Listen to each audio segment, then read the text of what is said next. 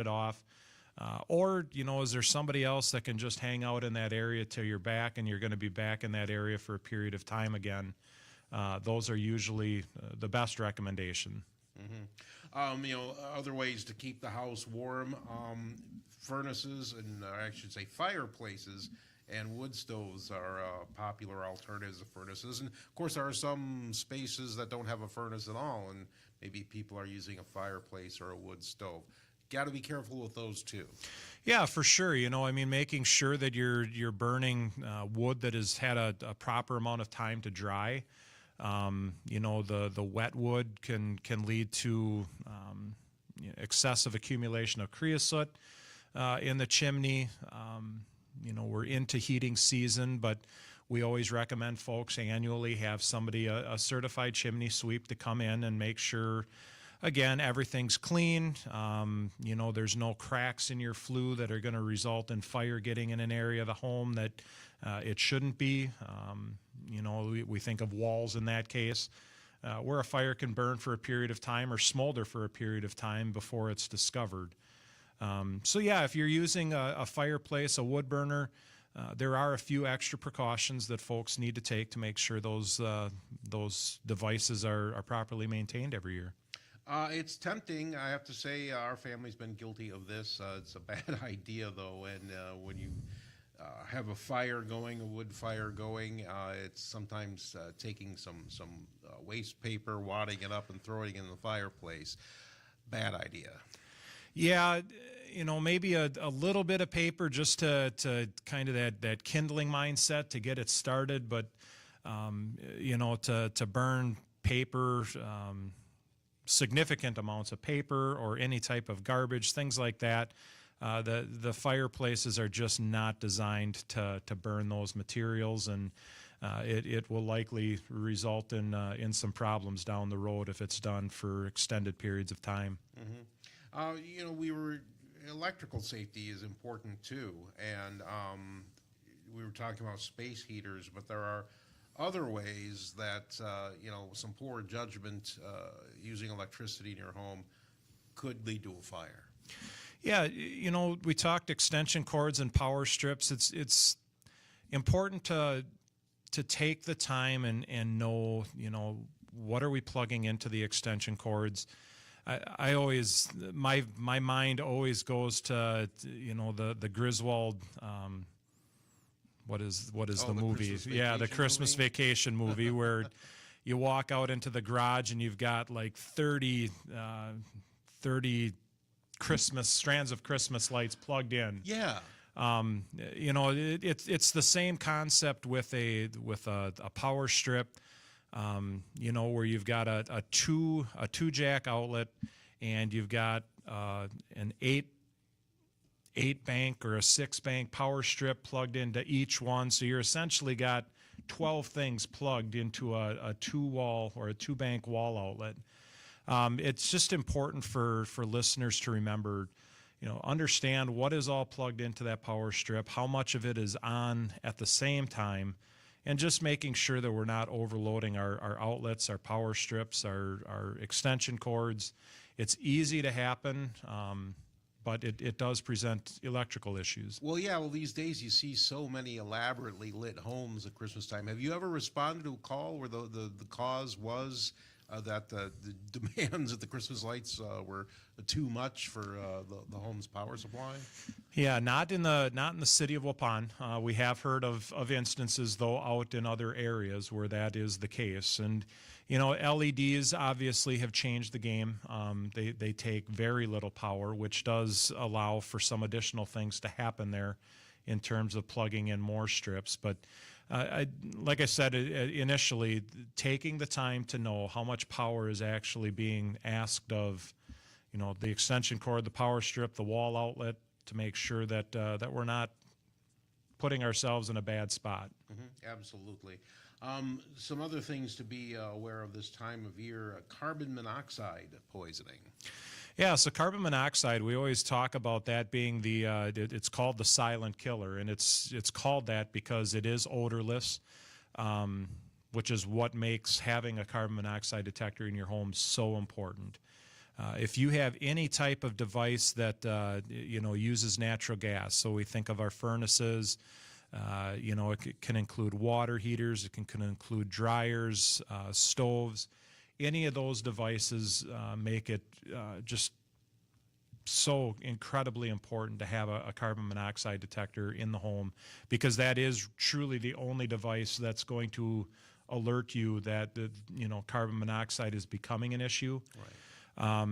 There's other things that for the individual, you may not feel well, you may have a headache, but at that point, your carbon monoxide levels are starting to get very high, or you've been exposed to them for an extended period of time. So we always encourage folks, have one on every floor of the home.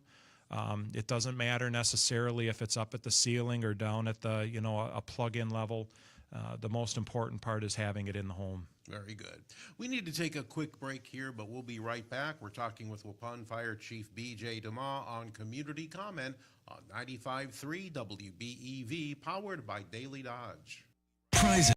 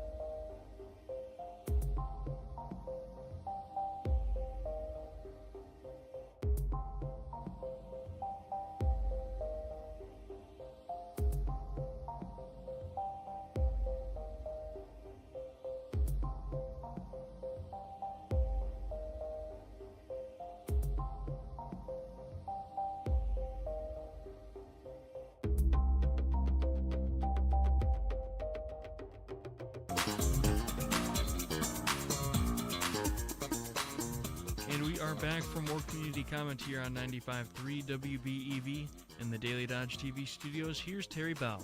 Thank you so much, Jake Hayes, and we want to invite you to be a part of this program. You can call or text us at 920-887-8585, or you can call the WBEV studio line at 885-4446. We're talking to Waupun Fire Chief B.J. DeMaa this morning about staying safe in your home, especially in the wintertime. One thing that's a potential hazard all year round is people falling down, especially seniors. Tell us, what are some of your recommendations for staying safe? Yeah, this time of year, obviously, with the colder temperatures outside, it does present a bit more of a challenge. You think of ice and snow and just different things that, for folks, and it doesn't necessarily have to be seniors. A lot of us, I think, need to be aware of if you're walking on slippery surfaces, that potential does exist. So, sometimes it's just making sure that you kind of slow yourself down, not being in such a hurry to get to where we need to be. But it can be installing, like within your home. You think of, near stairwells, near different things, bathrooms, having grab bars and different things there that, can either help you or just gives you an opportunity to be able to hold on to and provide a little bit more stability as you're transitioning, again, either up a stair or through a particular area. Rugs is something that we see in a lot of homes. That especially drives some of our EMS calls. Where rugs, they end up, on the corners, they'll curl up a little bit, or they have a tendency to get bunched up, but they present trip hazards and different things that, again, can cause your feet to get tangled up a little bit and you end up falling. And, I always say it's not the fall that hurts, it's that sudden stop at the end. And, that can present problems with broken bones and with bruising and different things like that. So, we always encourage folks, those grab bars, rugs, are they necessary? Are they not necessary? If you have hardwood floors and the floors are slippery, is there something you can put down that, maybe in your primary walking path provides for a little bit more grip, that as you're walking through the area, you're not susceptible to slipping on those floors. For sure. Also, what happens sometimes is falls are caused from people's medications. Yeah, it's real important that everybody, we always talk about kind of being our own advocate, but when you're on different medications, when you're on a lot of medications, understanding, each medication individually, what are some of the side effects? Are any of these going to cause a balance issue? And then not only on the single level, but, cumulatively, do any of these medications, as I take them together, are they going to create the same problems? So sometimes it's that education piece, and making sure that we're advocating for ourselves to understand, what is this medication going to do to me, so that, if I know for the first hour or two after I take that, it's going to cause me to feel lightheaded, or, it could have an adverse effect. I know I need to lay low then for that period of time so that I'm not putting myself in a bad spot. Absolutely. And one thing that, we all could do, it's a good idea to stay healthy and strong your whole life. I just keep hearing so much about what resistance training, or what we call weightlifting, is so helpful to people. But, trying to stay active and fit can really help prevent some of these problems in older age. Yeah, they truly can. We always, you think of folks that retire, and, if they don't have that hobby, or they don't have that one thing that, helps keep them active, you just see far too many cases where, health declines really quick. And it just leads to an enormous amount of problems for individuals. So movement is so key. Like in the city of Waupun, we've got our new community center. Our director down there, Rachel Kaminsky, does just an amazing job with all the folks that come through that. For some of our regular attenders there, she's got a yoga class set up, and that class is usually full to the gill of people. So it is something that, to the credit of folks that attend that, they recognize the importance of movement and making sure that they're doing something to help keep that going every week. Absolutely. And it's wintertime, of course, which can, cause falls for people of all ages.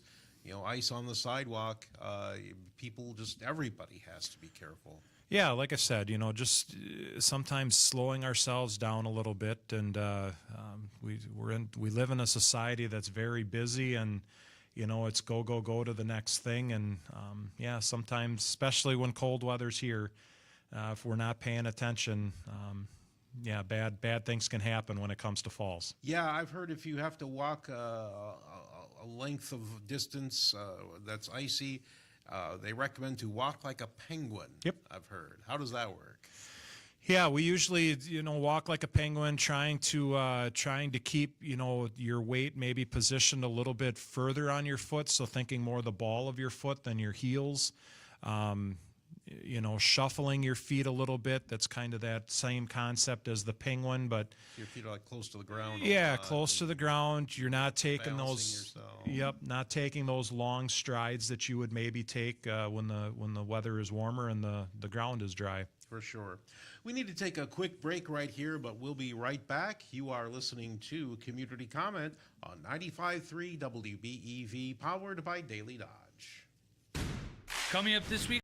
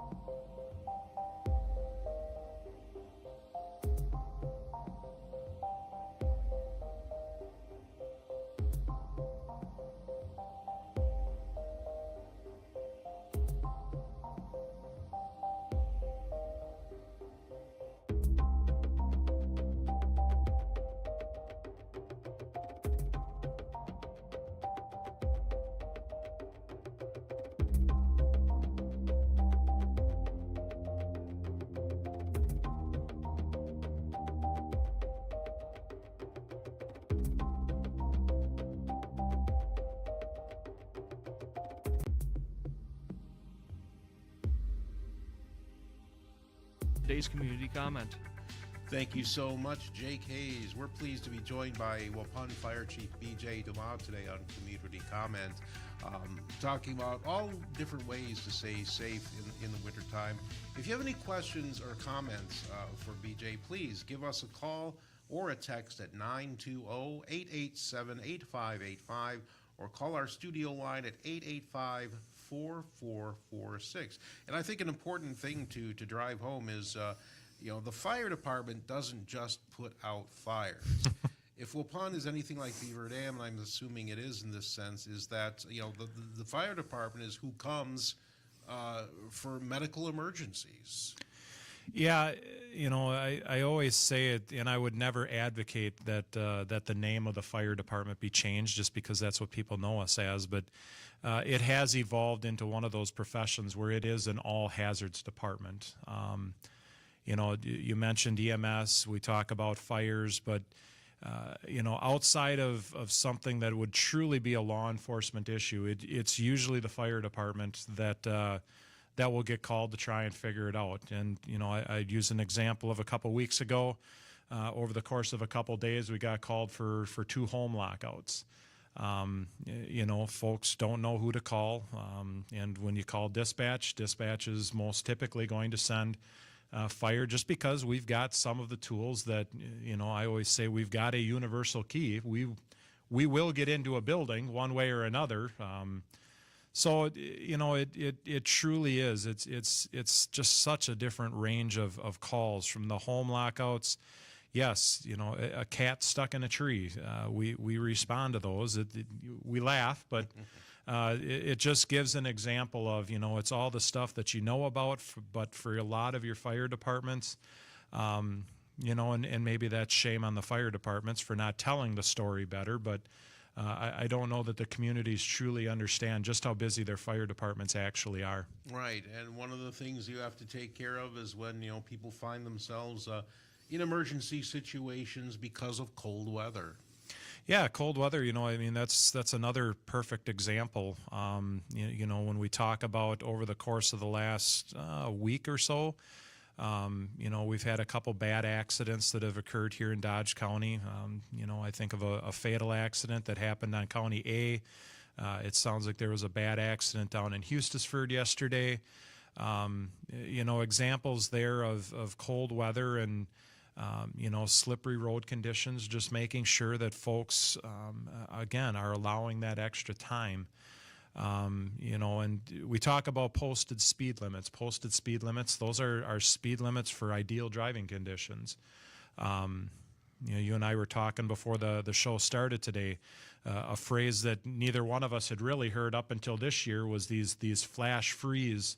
Yeah, the situation yesterday. Yeah, where we go from wet roadways, wet surfaces, the temperature's above freezing in a very short period of time. That temperature plummets, and all of those wet surfaces now turn to immediate ice. And if you're not prepared for that, it can become problematic.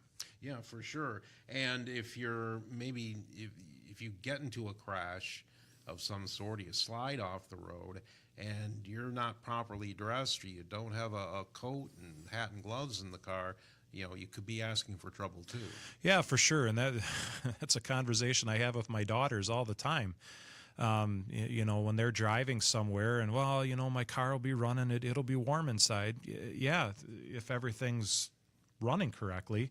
If you were to have a mechanical issue with your car, or you're going to be stuck, an accident, anything that potentially leaves you stranded, that's where, having that kit of a hat, gloves, a jacket, having some of those things in your vehicle. If you know you're going to be driving in like snow for a period of time, having something as simple as like a bottle of water, or maybe a granola or some type of food to snack on that can tide you over for a longer period of time.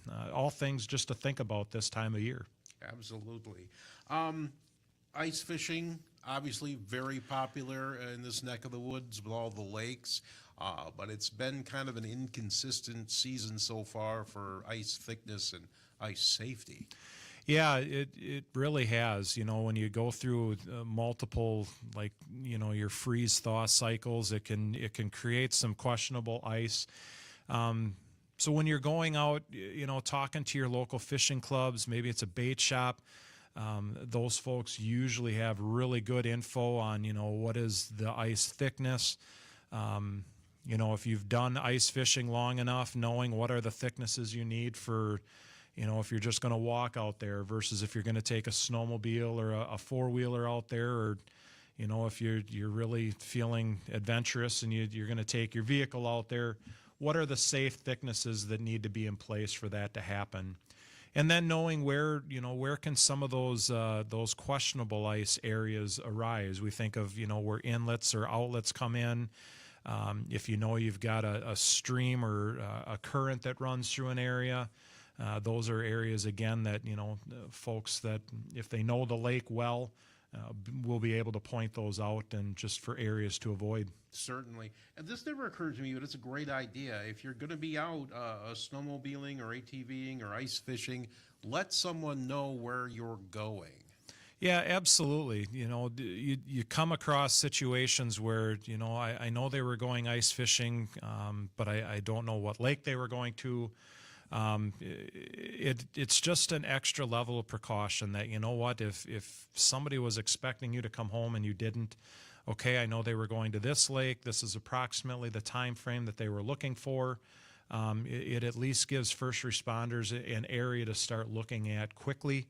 Anytime we're talking a cold emergency, it's impaired. Time is always the biggest factor, and being able to find that individual as quickly as possible, because hypothermia, it can set in quick, and it doesn't take long before it can really create major issues for your body. Well, you mentioned hypothermia, and the last thing you want to have happen when you're out in the cold is to get wet.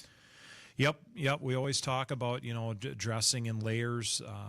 Sometimes maybe having an extra set of clothes that if something were to happen, you could go back to your vehicle and take the wet clothes off, put warm clothes on.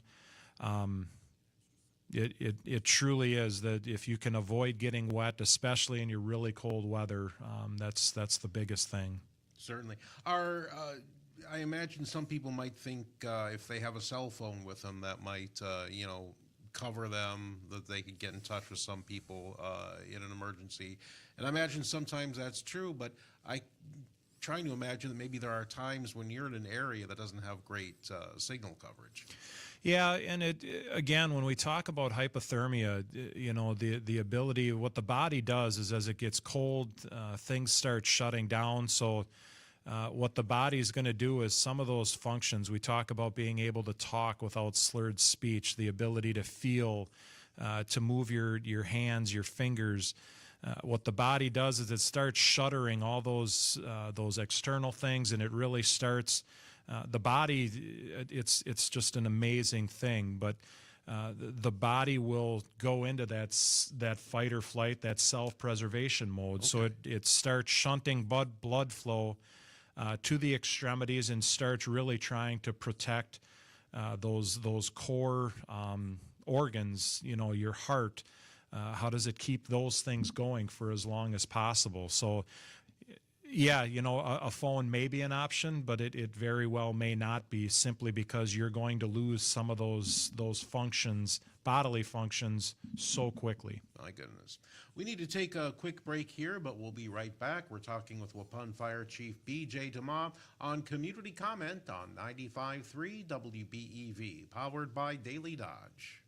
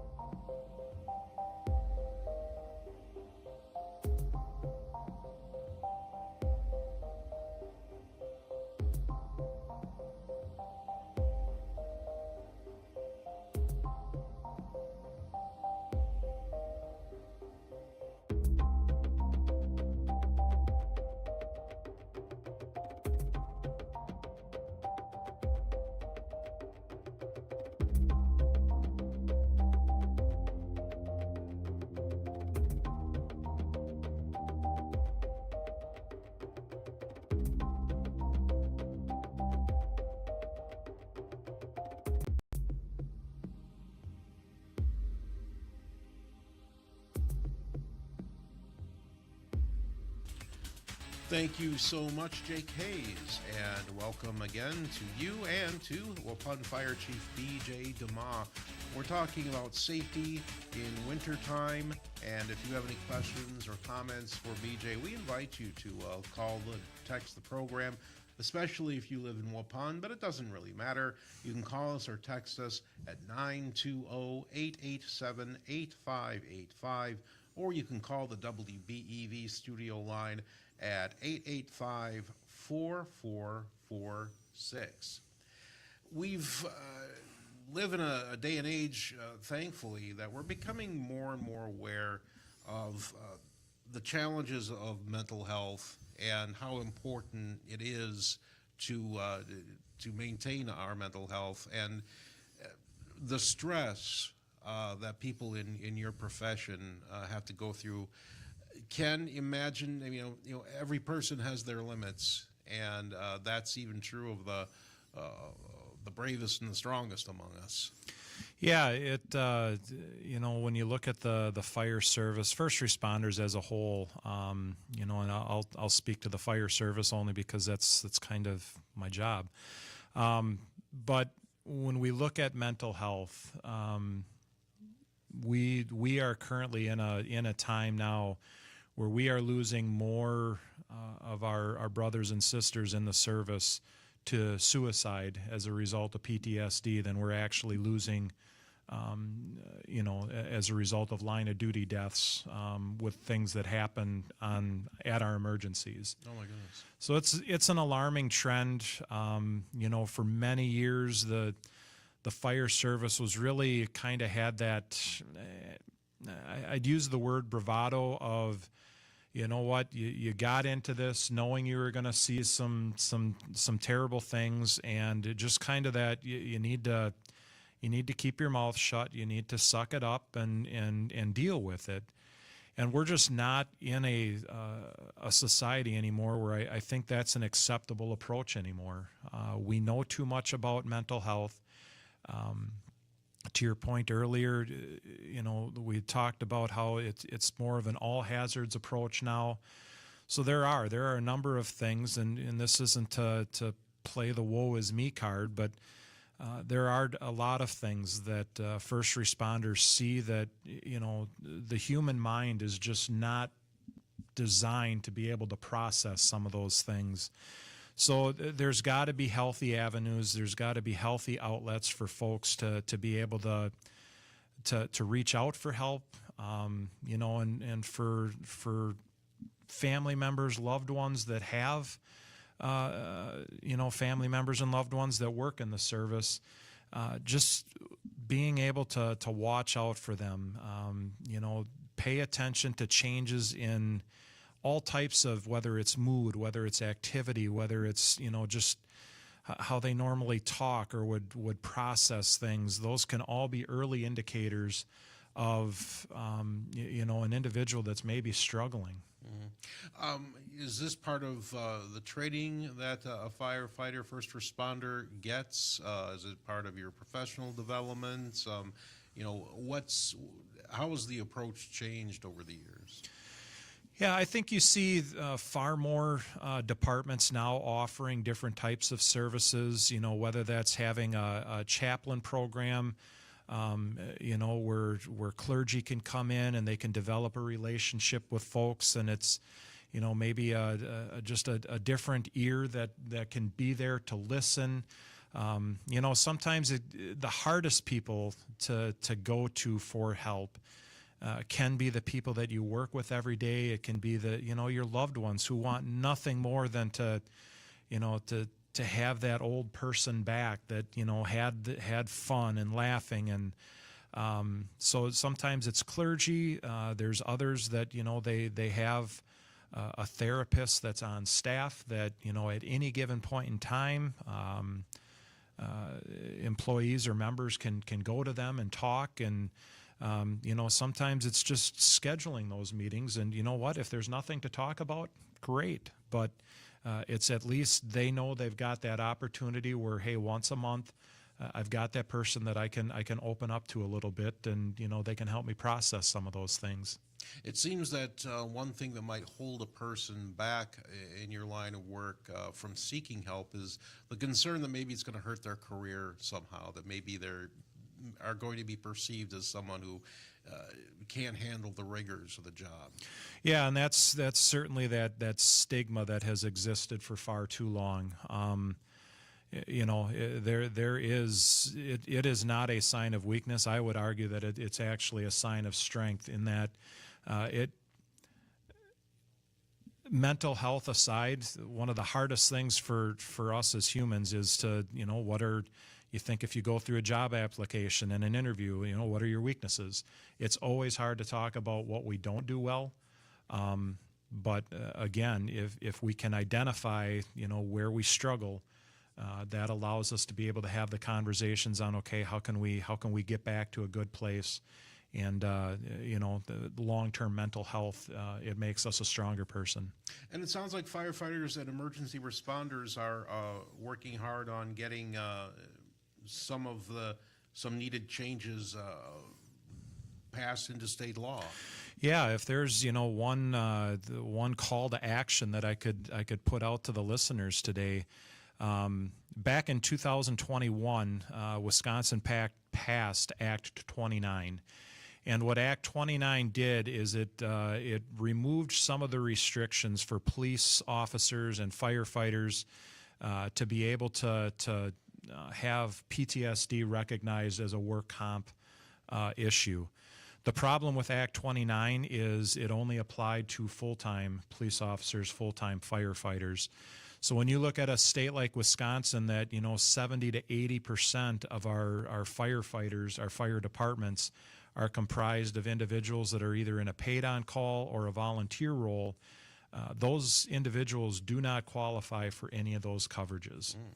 So when I look at like the Waupun Fire Department, we're a combination department. We have 2 full-time positions and then 28 paid-on call. Despite the fact that we get paged to the same calls, we work side by side at those calls. 2 of our individuals would qualify for that protection, that coverage. The other 28 do not. Our folks down in Madison, I sit on the Wisconsin State Fire Chiefs Board. We've been advocating for this ever since that Act 29 was passed. But we do have 2 bills. Those bills right now are Assembly Bill 651 and Senate Bill 676. Those are the 2 bills that will be debated on the Assembly and Senate floors here soon. We're hoping that this gets passed in this legislative session because, again, for 4 years we've had a solution in place for our full-time folks, and it's time that we get this pushed across the finish line for our volunteers. Certainly, and I have to imagine you've got some support, some sympathetic lawmakers that would take this up for you.